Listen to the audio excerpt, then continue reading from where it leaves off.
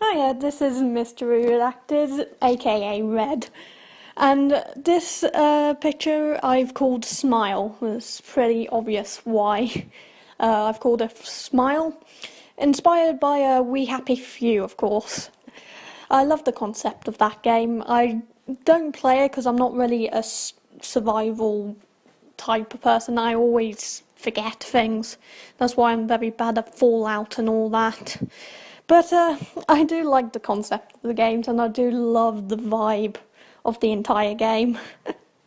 But anyway, I thought, you know what's been plaguing me very recently? Insomnia. Insomnia has always been a part of my life. It's always been there, it's always been lurking around the corners, coming out when you least suspect it. Honestly, if anything's the monster under my bed, it's just insomnia. And it's not under my bed, it's in my bed. Uncomfortably close. But yeah, I get insomnia fairly often. To a point where I actually have a lot of sleeping tablets, a lot of different kinds, just to try and ease the insomnia I get. I was never diagnosed with insomnia. I don't know, maybe later in the year I will be diagnosed with insomnia, but I was never diagnosed with it. It was just that sometimes I just wouldn't sleep. The longest record I've had is about 1 hour of sleep per night for a week, and sadly I was at school at that time, which meant very bad things for me because I was barely conscious through it all. And also I had swimming lessons like Saturdays, which does not help insomnia. If you're very tired and you're swimming, they do not work together. Even if they say water's meant to wake you up, it does not work. You just feel like you're swimming through mud. But yeah, insomnia is a common thing that everyone gets. Either your brain just won't shut up for the life of it, or something's happened and you just can't sleep. Honestly, when it comes to nightmares, I don't get them as often as I used to, and I wouldn't call them nightmares anymore, because I don't wake up in like a sweat in the middle of the night because of something horrifying. Because yeah, I get horrifying nightmares, but I kind of just wake up in the morning from them and just kind of go, huh? And then go on my day. I feel like I'm a bit desensitized to horror now. I don't know how, but I am. Probably because of the method I also use to get to sleep if I'm scared of something. If I'm scared of ghosts or the supernatural or this crazy killer that's going to go out in the middle of nowhere. I'm literally in the middle of nowhere. I'm surrounded by forests. If there's a psychopath on the loose that just wants to kill someone, I very much doubt he's gonna come here. Because honestly, there's not much. There's fields and there's forests. You might as well just go to the popular place. I don't think news from here is very international or anything. You won't really get recognised for it. Or maybe that's just the perfect place because only a few people will know. Who knows? But yeah, whenever I get scared of all that stuff, my number one technique that actually works, which is pitiable, really, but what I do is I just tell myself that if that did exist, I would already be dead. Yep, I have 100% confidence in my abilities to survive. Now, I know if I was in a horror movie, we all say we're going to be the ones to survive, but honestly, if I was in a horror movie, I feel like I would be the first one to die. I would be the start of it all. Because honestly, it's not that I'm dumb. Well, it is that I'm dumb, but I'm dumb in a lot of ways. And pretty much the other thing that probably lowers my chances of surviving is the fact that, well, flight and fight instincts, I go fight. I remember this one particular nightmare. It was meant to be a nightmare. It was like the girl from the Ring-esque monster slash with Slenderman, which Slenderman that isn't legal. She's the little girl. She might have been dead for like decades, but that's the little girl still. But yeah, it was that type of monster, and I was going through the woods being chased by this horrifying creature, abomination of all laws of nature. And there was one point where I just kind of got sick of it. I was sick of running through these woods that was never ending by this abomination of a creature. So I decided to hide behind a tree. And then when the creature came, like, where is she? Like, looking around for me, I started hitting it. So yeah, that's why I die first in the horror movie, because honestly, my first instinct wouldn't be run, it would be pummel it in the face as hard as you can. Like, I'm sorry, I'm not going to be the screaming damsel. I'm going to be the one that's literally just hitting it in the face and then dies by stabbing. But yeah, that's why I would not survive. I would not survive at all. Like, I am strong. I am quite strong. But if this is an adult male killer, I very much doubt that I can fight him. I mean, unless we're near a body of water, that's something else. If we're near a body of water, I know I can outswim him. I can go very quick. So, I think the lesson I've learned there is that if ever I am being chased by a killer, I just need to dive into the nearest body of water and swim away. Because honestly, there's nothing else. But if it's supernatural, then I think we're all in agreement that we're just naturally fricked. Like, it's supernatural. Like, what exactly can we do against that? Like, if it's a ghost raging, it's like, we can't communicate with it, we can't make it sympathetic and all that, it's raging. Let's move house.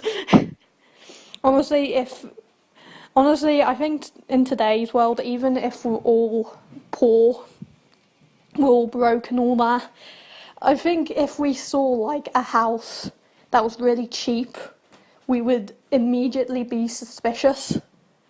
We would just be like, I don't trust that. I'm going to live in this tiny apartment instead because the rent might be expensive, but at least then I know I won't get murdered. But yeah, insomnia's an absolute pain in the butt. It just means that sometimes I have to take sleeping tablets, which sometimes don't work, they just don't. And then it's like, you go to the doctor about this and he says, oh, it's because you're on this, it's because you're on that. And I think everyone can agree, whenever the doctor says that, you're just like, fuck off. Like, I've tried everything. I tried turning everything off an hour before I go to bed. I've tried reading a book. I've tried, ambient lights and blue lights are bad and all that, and nothing's worked. If anything, books made it harder for me to sleep.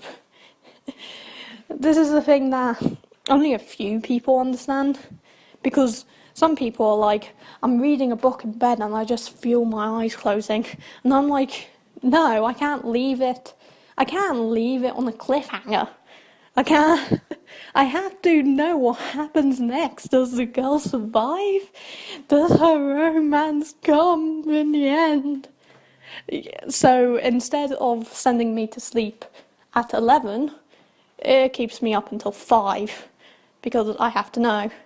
And that's how I end up reading a whole book in one night, because I need to know what happens next. Like, I'm a very fast reader. I am naturally a fast reader, which does not come in handy when you don't really have any books left. I haven't had a book in ages. I think it's just because, you know, the costs of books is a bit more expensive than if it was on a Kindle. And, like, I don't really like reading on the Kindle. I'm not sure why. Don't ask me why, because, like, reading fan fiction off the computer, oh, that's fine, but reading off a Kindle, no, I don't like that. I think it's just because I like the paper feel.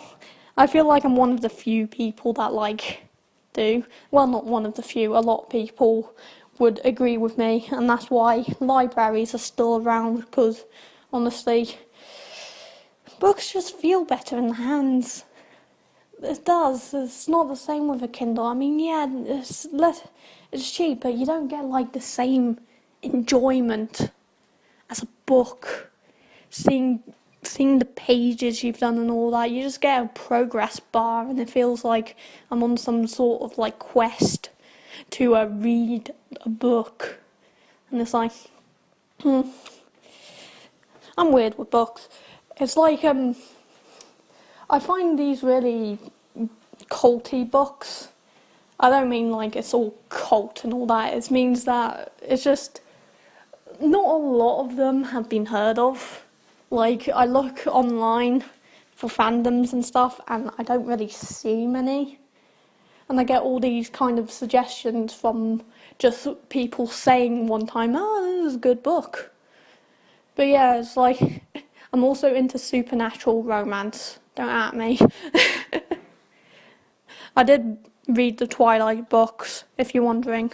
The Twilight books are slightly better, but they're not that great.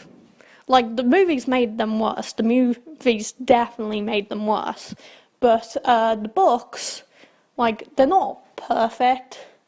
They're not great, but they're alright. They have tension and build up and all that. And yeah, I've read them, but like I said, it's not, I wouldn't recommend the book. If I was going to recommend you any book that I have read, it would be Skullduggery Pleasant.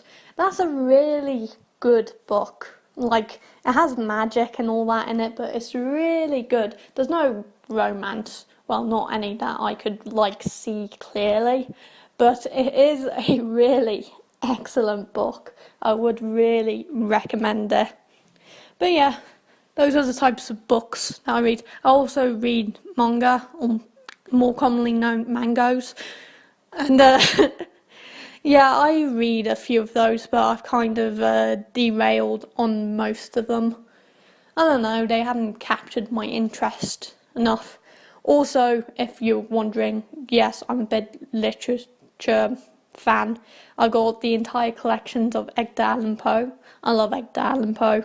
That's my favourite poems. I love The Raven. The Raven is my favourite poem. So yeah, it's, I have a bit of interests here and there and everywhere. And I just kind of dabble in lots of things. I normally end up going back to supernatural romance. I don't know why I like that genre so much, but I do. There was this one book that was like, it had to do with aliens, and it's like Alien Boyfriend and all that. And it was great to start out with because there was all this mystery and powers and stuff, but it kind of derailed hardcore into like apocalyptic. It took a twist. And like, I did not like the twist, so I didn't finish it.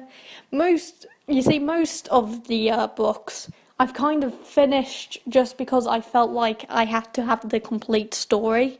Like, I couldn't just stop the film in my head. But sometimes, just sometimes, I feel like I need to stop it and they can be happy there because I don't know their terrible, terrible fate. So yeah, books and insomnia, they, for me, they go together like brothers or whatever. It's just, yeah. Anyway, ta-ta!